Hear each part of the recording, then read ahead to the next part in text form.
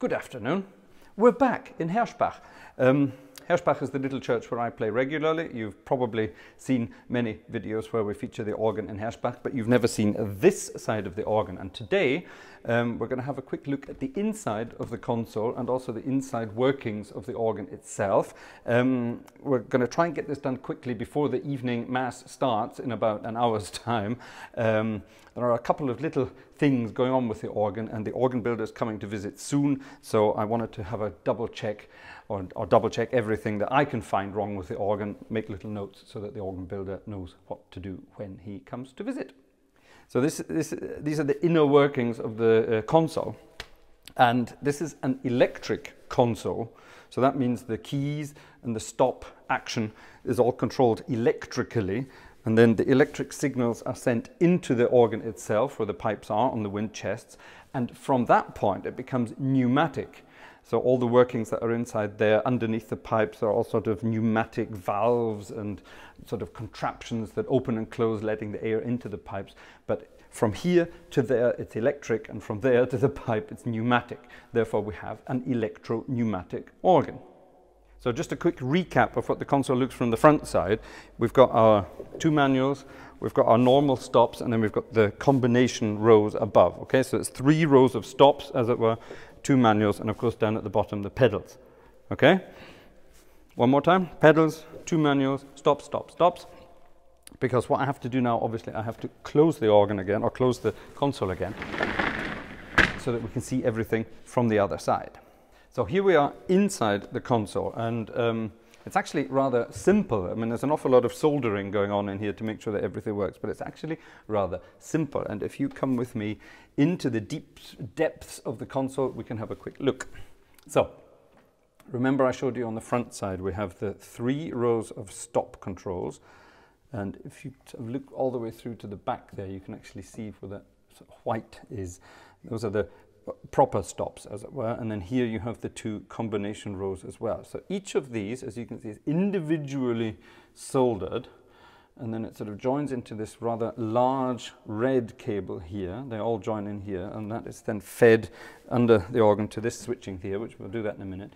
Here at the end, it's quite cool to see actually, very simple. There are 3 sort of off stops, as it were. They control the reed stops of the organ individually. If they're badly out of tune, you can just switch them off completely. So even if you press tutti and those are engaged as well, the reed stops won't sound. So if the organ's really badly out of tune, don't worry about it. Come on back in. This little number here is a little sort of an oil indicator. If there's not enough oil in the motor of the organ, then that lights up and tells us what's going on. And this here in the corner is, of course, our voltmeter.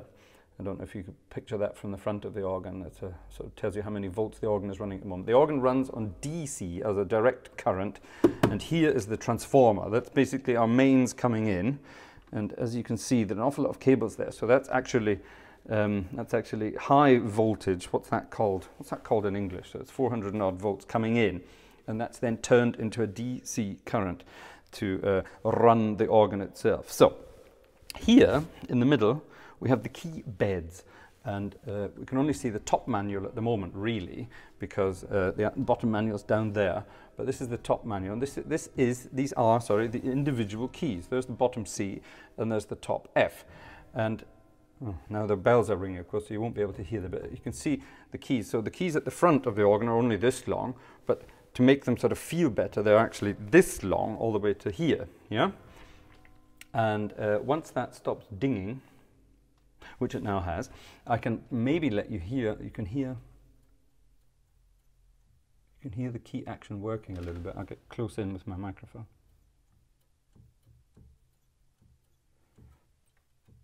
You can sort of hear the wires and the contacts there. For every stop for that manual, there's a sort of individual wire. So these little wires here, yeah, they are then, of course, connected to the contacts here. So if a stop is switched on and a key is pressed, then that circuit is closed, and that signal is sent via this little lot here into the organ itself to make that stop sound. Let's have a look at this bit now. Actually, before we do that, let's have a look at the swell pedal. The swell pedal is just really rather clever. It's just sort of a toothed wheel, attached to a resistor, and as you open and close the swell pedal, it just changes the current and sends a signal up to the motors that control the swell shades on the swell box. It's really very simple, nothing very exciting at all. This, however, this is sort of the main computer, as it were, of the organ. So from our stops and from our keys, the signals come in here and then are rerouted to these grey cables, and these grey cables are the ones that then go into the organ and send the signals to the right pipes, as it were. So here we have one contact for every key in the manual, so that goes to 1 to 54, which, as you can see, goes to here, and these are all very nicely and well soldered to here. Now at the bottom there are 2 free pins, and that sort of shows me that the organ is actually built for 56 pipes per rank, which would mean from bottom C up to top G. Now remember last week when we were in that little church in Marienhausen, I was singing its praises because the manuals went from C to G and not just C to F like they do here. Well, this is a bit of a cheat in this church here. The console goes from C to F, which is rather annoying, but the pipes and the electronics go from C to G. Now that's actually rather annoying, because what it means is if we had those 2 extra keys, then it's all there. All we have to do is solder in the wires, and we're ready to go. So first manual, the grate, as it were, those are the stop connections at the bottom. And then the second manual, the swell, with all its little different connections as well. Oh, sorry, that's the swell here, with all its different connections. And here's the pedal, obviously slightly less. And of course, if you look at the pedal as well, you can see there are 3 pins at the end that aren't connected. Now that is correct, because my pedal on this organ only goes up to D, at least the pipes do, they only go up to D.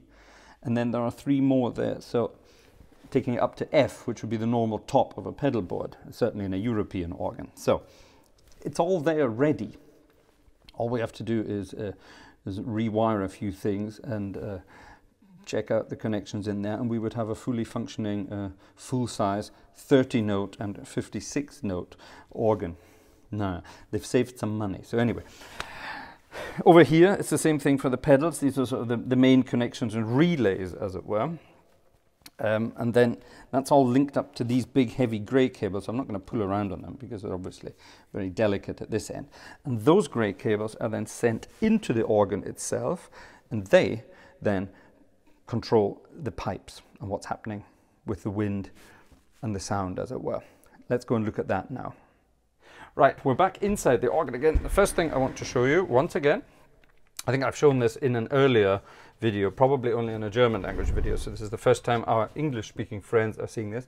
And here we have the motor of the organ. So this is where all the wind is generated under pressure for the organ itself. And here we have some air filters, which are pretty clogged up as far as I can see. So maybe the next time the organ builder comes, he will change this. That's the air filter. And there, it looks like a sort of a little brake fluid reservoir in your car's engine. This is where the oil for the motor is measured and sends its signal out if there's not enough in there. So let's close that up again. This is of course in a sound tight box, completely sound deadened on all sides, so you can't hear the motor running, which is rather good. And then here, if you look here, we have the main fuses for the organ. So all the power that's required for the organ is controlled here in these 3 basic fuse boxes. That's it. Now, if you have a quick look up there into the next level of the organ, you can see a whole lot of electromagnets. And all those electromagnets, there's going to be 54 of those, or actually there's going to be 56, aren't there? 56 electromagnets, and what they do is they control each note for the swell division. That's the upper manual, and that's above us at the moment, okay? Now they're only controlling individual notes. Further over, there are different electromagnets, and they control the stop action, but that's not what I want to look at really today, because that's a different kind of action to the one I want to show you for the great manual, for our main manual, and it's definitely electro-pneumatic, and that's what we're going to go and look at now. Rather a long time ago, when we filmed one of our earlier videos, I had to sort of crawl through this minuscule door here to show a pipe that wasn't working. And that pipe still isn't working. That's one of the things the organ builder is going to have a look at when he comes in a couple of weeks' time. And I sort of made a joke of me having to squeeze through this door, and it is a bit of a squeeze. My wife, of course, just sort of walks through here normally, so thin that she is. But I have to really squeeze the old tummy through there. It's time for a diet, I think. But anyway, here we are inside the great part of the organ, and it's actually rather easy to see what's happening here, I think. Although, once I start explaining it to you, it becomes rather complicated. Here's the electric wire that comes in, and that controls the electromagnets that are underneath each pipe, or each note, as it were. Not each pipe, but each note. And then here's the difference to upstairs in the swell. Here you see all these lead pipes. And what these lead pipes do, they feed this wind box, as it were, this chest. They feed this chest with air to the individual pneumatic valves underneath each pipe. Okay, so how does that work?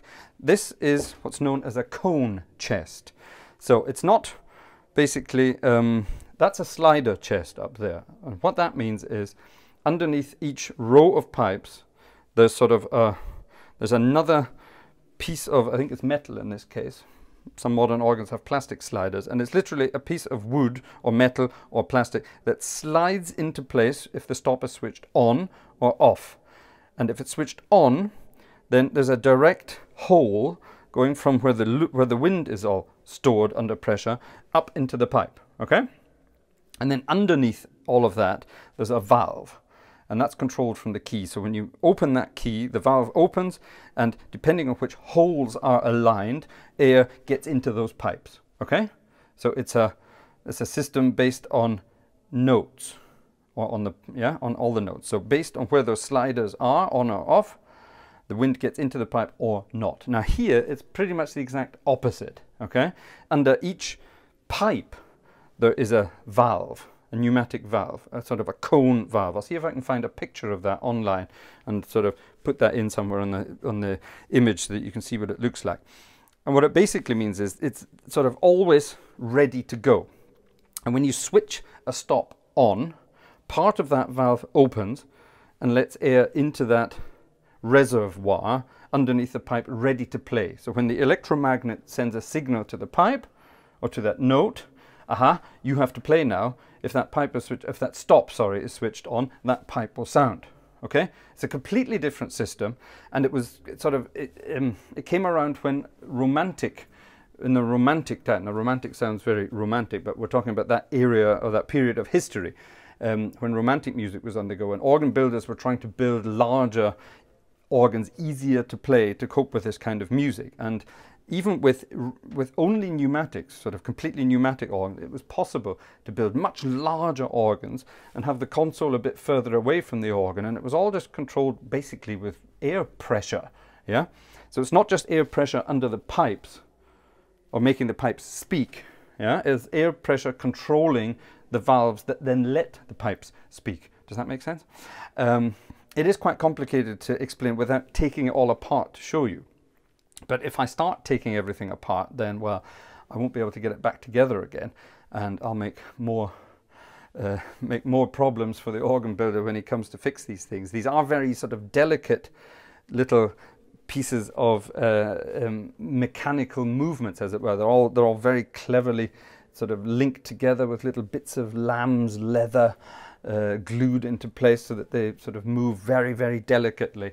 And if you start playing around with them, you can break that very easily and cause an awful lot of problems. The downside of that is, of course, that when one little pipe or one little valve breaks, then you have to get everything out of the way to get in there just to do that one little thing.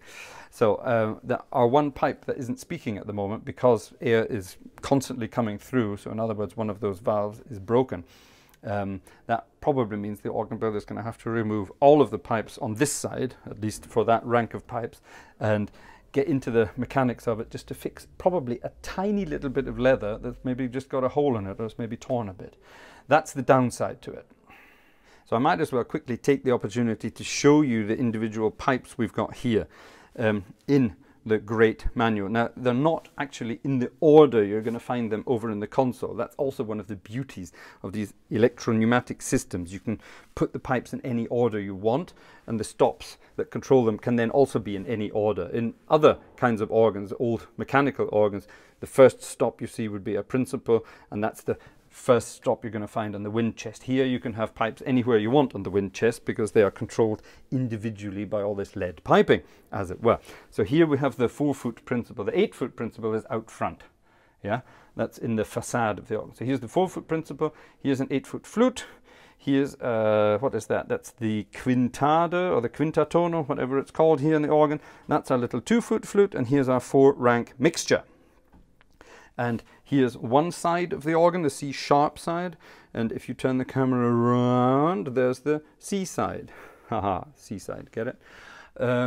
Yeah, and then of course that's only one part of the organ. If you look up, you can see more of these little connections, and you can actually see some of the little valves underneath there. Maybe if you look through these bars, you can see some of those individual valves under the individual pipes.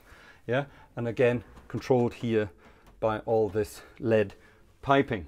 And that's the second story of the great organ. So up there you've got more principal pipes, and you've got the trumpet and other bits and pieces up there as well. So it's, yeah, you can move the organ around, or bits of the organ around, independent of each other within one division, as it were.